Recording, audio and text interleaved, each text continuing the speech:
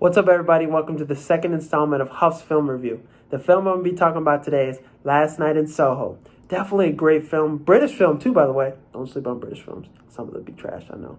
But it follows a British girl who goes to London for the London Fashion School, and she's really out of touch with reality. She loves 60s music. She loves 60s fashion, and that's her whole thing. She wants to be a fashion designer, but something's up with her. She's like a Lorraine Warren. She can see stuff, see ghosts.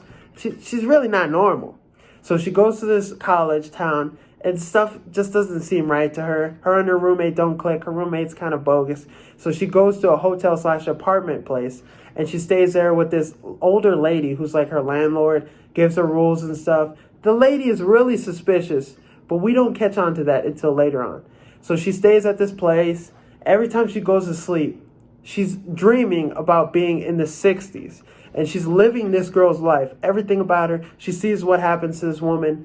And it's very strange. But at the beginning, she loves it. Loves every part of it. Until.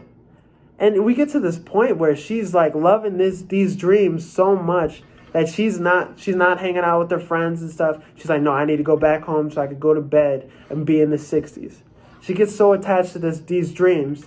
But then she gets to this point where those dreams are no longer dreams. They are nightmares now. And they are haunting her in the reality too. She gets so caught up in trying to solve this murder that happened in her dreams that it just affects her reality.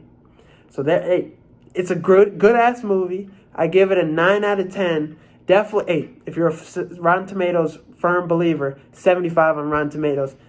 One of the best films I've seen so far this year. Definitely go check it out. Cut off the review. Go see it right now. Let's get to the rest of the review. Definitely started off slow, but all the details that happened earlier in the beginning is something that you needed to see. She wanted an escape from all the stuff that was happening, whether it was her roommates being rude to her, the London being a tough place to live in, or her mother's passing, being away from her grandma, all this stuff that was happening in her life and stressing her out. Her going to sleep and waking up in those dreams, being in the 60s, was a great escape for her. And that's why she became so attached to it. But the problem was, it was affecting her from realizing, I'm getting away from reality. I'm losing sight of reality. And that's why those dreams became nightmares at the end. And I think characters like John were so important to this movie because he was that bridge bringing her back to reality. And he was one of my favorite characters. From beginning to end, we saw how pure he was, from him biting on the apple in the beginning scene, saying, do you need help with your luggage? He was that nice guy in a tough town, London, where a lot of bad stuff were happening to her. A lot of people were being rude to her. He was always that guy there for her, listening to her. And I think him being there and her grandma being on the phone, trying to talk to her, see what's going on, her being able to open up to him was important for her character development.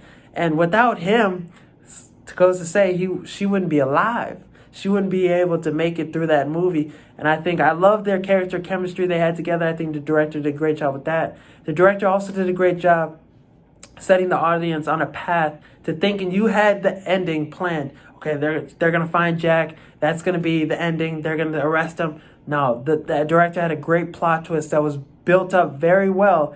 And I think it was very unexpected. So if you watch movies, horror movies, thriller movies, and you think, I got the ending predicted already, that's not going to happen in this movie. I think that's what makes it so great and unexpected.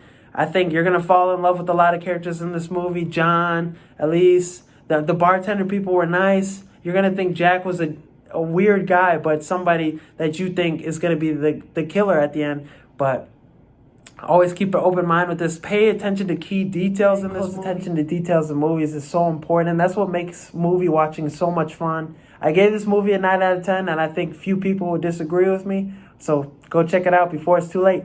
Peace.